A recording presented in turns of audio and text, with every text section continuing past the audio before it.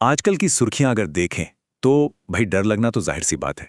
चारों तरफ देखिए, कहीं वैश्विक संघर्ष की बातें, कहीं आर्थिक मंदी की चिंताएं और लगातार आ रही बुरी खबरें। ये सब मिलकर बाजार में एक बड़ा अजीब, एक अनिश्चितता का माहौल बना रही है ना? लेकिन जरा एक मिनट के लिए सोचिए, क्या ऐसा हो सकता है कि इस डर के माहौल के पीछे एक बहुत बड़ा अवसर छुपा हो? क्या हो अगर जो डेटा है, जो आंकड़े हैं, वो हमारी भावनाओं से बिल्कुल ही अलग कहानी बता रहे हो? चलिए आज इसी संभावना को थोड़ा और गहराई से समझते हैं। तो देखिए, आज हम क्या क्या बात करने वाले हैं। सबसे पहले डर के माहौल को समझेंगे, फिर बाजारों के गणित में उतरेंगे। इसके बाद देखेंगे कि एआई का क्या फायदा हो सकता है। कुछ आम मिथकों का भी सामना करेंगे, नुकसान के पीछे का मनोविज्ञान जानेंगे और आखिर में देखेंगे कि हमारे सामने आगे कौन से 3 रास्ते हैं। तो हाँ, सबसे पहली बात, इस डर के माहौल को मान लेते हैं। इसे स्वीकार करना जरूरी है, क्योंकि जब लगातार नेगेटिव सुर्खियां आती हैं ना, तो वो किसी भी निवेशक का, किसी का भी आत्मविश्वास हिला देती हैं। और सही मायनों में हमारी पड़ताल यहीं से शुरू होती है। तो ठीक है, अब भावनाओं को जरा साइड में रखते हैं और सिर्फ तथ्यों और आंकड़ों पर ध्यान देते हैं। सवाल यह है कि क्या बाजार का इतिहास सच में उतना ही डरावना है जितना हमें लग रहा है? चलिए डेटा को खंगालते हैं और देखते हैं कि सच्चाई क्या है। देखिए, बाजार में कितना रिस्क है और कितना रिवॉर्ड, इसे समझने का सबसे सीधा तरीका पता है क्या है? हम तेजी के दौर यानी बुल मार्केट के औसत मुनाफे की तुलना मंदी के दौर यानी बेयर मार्केट के औसत नुकसान से कर लें, बस। और यहां एक बहुत दिलचस्प बात सामने आती है।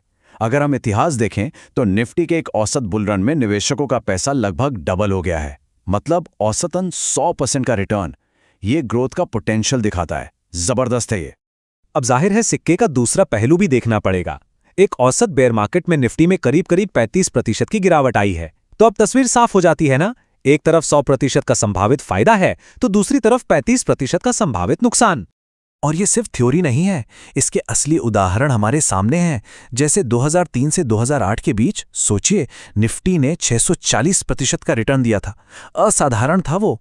फिर 2014 से 2017 के बीच 60% मिला और अभी हाल ही में 2020-21 में सिर्फ 1.5 साल के अंदर 100% का रिटर्न।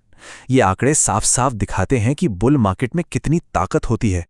चलिए अब इस विश्लेषण को एक कदम और आगे ले जाते हैं। सवाल ये है कि क्या हम इन बाजार रिटर्न्स को और भी बेहतर बना सकते हैं? क्या एआई जैसी कोई मॉडर्न टेक्नोलॉजी इसमें हमारी मदद कर सकती है? और जब हम आंकड़े देखते हैं तो अंतर सच में चौंकाने वाला है। पिछले 5 सालों में जहां एक तरफ निफ्टी 50 ने 74% का रिटर्न दिया, वहीं दूसरी तरफ इसी टाइम पीरियड में एक एआई बेस्ड इन्वेस्टमेंट स्ट्रैटेजी ने 587% का जबरदस्त रिटर्न हासिल किया। फर्क देखिए। तो सवाल उठता है कि ये एआई स्ट्रैटेजी आखिर काम कैसे करती है? देखिए, इसका प्रोसेस काफ़ी सीधा है। हर महीने एआई आपको साफ साफ निर्देश देता है कि कौन से स्टॉक खरीदने हैं, कौन से अपने पोर्टफोलियो में शामिल करने हैं और कौन से पुराने स्टॉक अब बेच देने हैं। एकदम क्लियर। अब ये सब देखकर मन में कुछ सवाल तो जरूर आते हैं, है ना? हर निवेशक के मन में वो लेकिन अगर ऐसा हो गया तो वाले सवाल होते ही हैं। तो चलिए कुछ ऐसी ही आम शंकाओं पर बात करते हैं। एक बहुत ही आम तर्क जो सुनने को मिलता है वो ये है कि भाई बाजार हमेशा ऊपर नहीं जाता, और इसका सबसे बड़ा उदाहरण दिया जाता है 2000 से 2009 के दशक का, जिसे लॉस्ट डेकेड भी कहते हैं। तो सवाल ये है कि उस दशक में हुआ क्या था असल में? देखिए, यहां एक बहुत जरूरी अंतर समझना होगा। ये सच है कि उस दशक में अमेरिकी बाजार यानी S&P 500 ने नेगेटिव रिटर्न दिया था, लेकिन उसी दौरान हमारा भारतीय बाजार निफ्टी 50 असल में ऊपर गया था और उसने निवेशकों को पॉजिटिव रिटर्न दिया था। और अब आता है सबसे शक्तिशाली आंकड़ा। ऐतिहासिक डेटा हमें यह बताता है कि अगर किसी ने निफ्टी में 5 साल या उससे ज्यादा समय के लिए अपना निवेश बनाए रखा है तो पैसे खोने की संभावना 0 रही है। जी हां, आपने सही सुना, 0%। तो फिर यह सवाल उठता है कि अगर आंकड़े इतने पॉजिटिव हैं, इतने अच्छे हैं, तो फिर निवेशक इतना डरावा महसूस क्यों करते हैं? इसका जवाब दोस्तों डेटा में नहीं है। इसका जवाब हमारे दिमाग में, हमारे मनोविज्ञान में छिपा है। इसकी वजह है एक चीज जिसे कहते हैं लॉस एवर्जन। ये एक मनोवैज्ञानिक चीज है।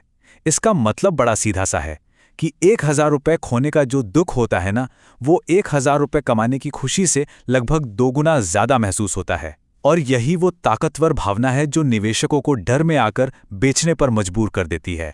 तो ये सारी बातें जानने और समझने के बाद आज की तारीख में एक निवेशक के सामने क्या विकल्प हैं, वो क्या कर सकते हैं? मोटे तौर पर देखें तो 3 रास्ते सामने आते हैं।